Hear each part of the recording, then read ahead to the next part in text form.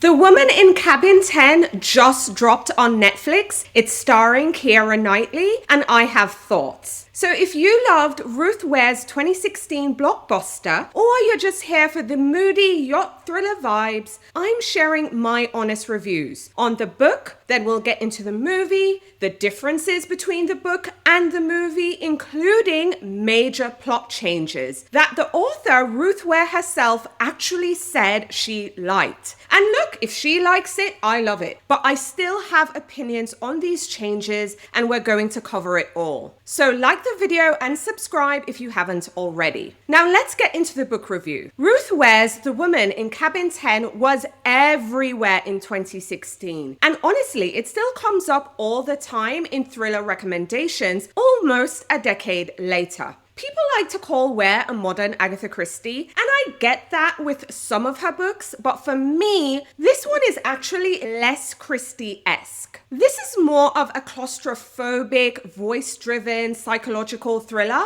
where we're trapped inside Lo's head, and she's on a luxury yacht where she thinks she saw a woman thrown overboard. Except there's no record of that woman ever being on board in the first place. Now, what the book does brilliantly is it gives us atmosphere and paranoia like no other. The sea is kind of like this shifting mirror that you can't trust what you're seeing, and you really can't trust what you're feeling either. So Lo's perspective is very jittery, messy, and she's a bit of an unreliable narrator. And I feel that's the point, because it's one of those read in 2 sittings over a weekend thriller. It's very propulsive, but it still lingers and it will have you thinking. Now let's get into the Netflix adaptation and what worked and what didn't. Now we do have to talk about our lead actor, Keira Knightley. I really think she's a strong Lo, but in this version, she starts out way more put together than the Lo in the book. Because she's an award-winning journalist, she's confident, she's flirty, and less trauma-forward at first, which kind of makes it easy for you to warm up to her on screen. But can we talk about the film's aesthetic? It's so dark, like aggressively dark and teal and greige and just shadow on dark kind of vibes. I mean, have you noticed the hallway scenes, how everyone is kind of hiding? We're never really in full daylight. It's just very dark, both morally and literally. But my biggest problem is actually the pacing, because the movie starts slow, and it's not the tense, simmering slow. It's more like I am forcing myself to watch this slow. And the book throws suspects at you early, where the movie takes longer to kind of build that lineup. Now, once there's an attempt on Lo's life, the energy spikes on the back half and the movie starts to move. But I felt that first act really drag. However, Keira Knightley anchors it. Guy Pearce gives a slick menace, and Hannah Waddingham is criminally underused. I wanted more Dame Heidi. However, as a standalone Netflix thriller, it is watchable, it is stylish. I feel as an adaptation, it really externalizes what the book keeps internal. And who knows, maybe that is the point. But let me know, what do you think so far? Are you team book or are you leaning towards the Netflix version? Drop your takes in the comments. I'm genuinely curious where you land, especially before we start to dive into the major changes. All right, so let's get into the major changes. And fun fact, author Ruth Ware is a fan of one of these changes. And like I said earlier, if she likes it, I love it. But here's what makes this adaptation absolutely fascinating, because not everything is just a tweak. Some are fundamental shifts that really change the entire experience. The first major change is Lo's character arc. Now, in the book,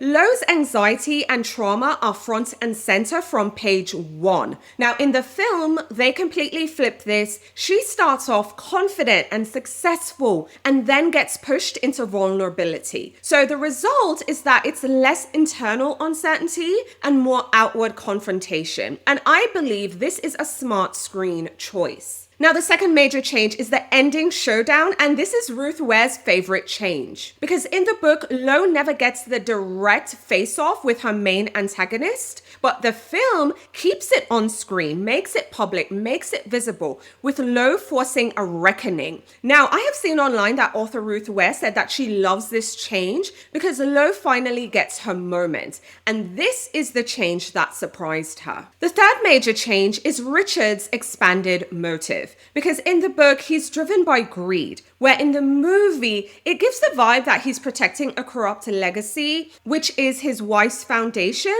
and his empire, which I kind of think is a very modern villain-esque kind of vibe. Change number 4 is public versus private resolution. Because in the book, everything is resolved in secrecy, where in the film, it goes big. We have this big dockside confrontation, and I think you lose the chill. However, you do gain closure. Another major change is that the gaslighting was super amplified. Because in the book, Lo battles everything in her mind. In the film, she battles a room full of people who've clearly decided that she's wrong. And when you watch their faces in the scene, it truly is chilling. Change number 6 is the sea as a plot engine. Because on the page, the ocean blurs perception. It has a huge role. But on screen, it's purely a mechanism to hide crimes. It nearly kills Lo, but then it spits the truth back up. So with all those changes in mind, I'm really thinking about which version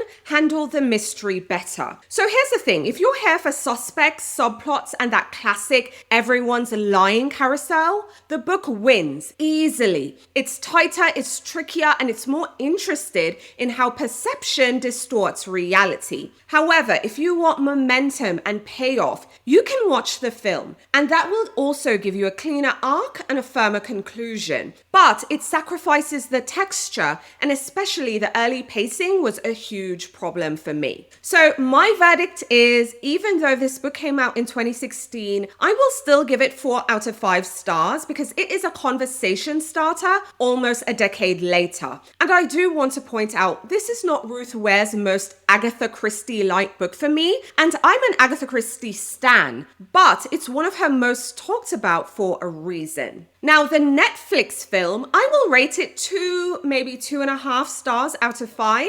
We have a great lead performance. It has a sleek look. It has a stronger final act, but the pacing drags and the suspect bench is slim. But for me, I felt this beautiful yacht ran aground. I almost felt like I could hear the propeller screeching on some rocks in the bottom of that water. But if you're in the mood for a glossy, one-sitting yacht thriller, you can cue it up. And if you want the paranoia to really crawl under your skin, I'm going to send you to read the book. But let me know in the comments if you are team book or team movie for The Woman in Cabin 10. I'm a book first vote here, and if you've experienced both mediums, tell me which ending you prefer and why. Do you prefer the book's hushed ambiguity or the film's public reckoning? I'm genuinely curious where you land. You don't have to agree with me. Again, all points of view are welcome here. And if you haven't already, now's a great time to like the video and subscribe to the channel and hit that notification bell so you're the first to know what's new when I go live and when new videos are uploaded. Thanks for watching. Talk to you soon.